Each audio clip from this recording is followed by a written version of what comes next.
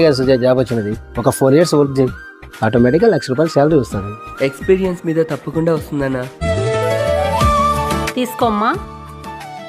అబ్బాయికి శాలరీ ఎంతంటమ్మా?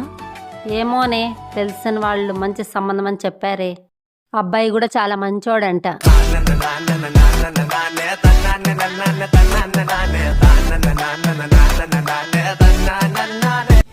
అక్క, అమ్మాయి నాకు నచ్చింది అక్క. ఆగు, మాట్లాడమని చెప్తా. మా తమ్ముడు నచ్చాడా అమ్మా? హాయ్. హాయ్. ఇందాకే మీ గురించి అమ్మని అడిగితే తెలిసిన వాళ్ళు మీరు చాలా మంచివారని చెప్పారంట. మా తమ్ముడికి ఏ అలవాటు లేదమ్మా. ఆ విషయంలో మీరు చాలా లక్కీ అమ్మా. కానీ తెలిసిన వాళ్ళు మీ శాలరీ గురించి మాత్రం ఏం చెప్పలేదు. నా శాలరీ గురించి చెప్పలేదా అక్క? ₹1,00,000 2,00,000? తప్పుగా అనుకోకండి. మినిమం 1 lakh శాలరీ ఉంటుంది కదా. అంటే ఈ కాలంలో మినిమం ₹1,00,000 లేకుంటే బతకడం చాలా కష్టం కదా. డబ్బుదేముందమ్మా? నా శాలరీ గురించి ముందే చెప్పుంటారనుకున్నా. ఇప్పటికీ మించిపోయిందేం లేదనుకోండి. అన్ని కటింగ్లు పోను నెలకు 33,000 వస్తాయండి.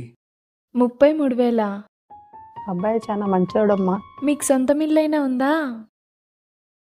నీకేం తెలీదు, నువ్వు ఊరుకో అమ్మా. సొంతిల్లు లేదండి, బాడిగింట్లోనే ఉంటున్నాం.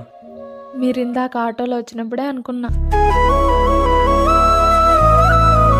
బాబు సుజయ్,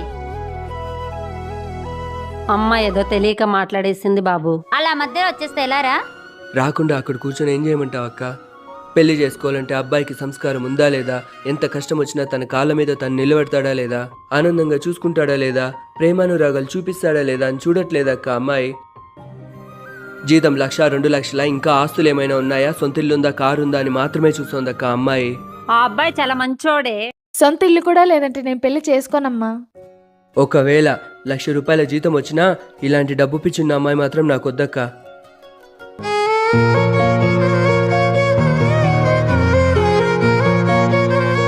సుజయ్, ఇలాంటి అమ్మాయిలకు లక్షలు డబ్బులు సంపాదిస్తూ లక్షలు కట్నాలు తీసుకొని పెళ్ళైన 2 నెలలకే ఊరి వేసి చంపేచోడే కరెక్ట్ రా.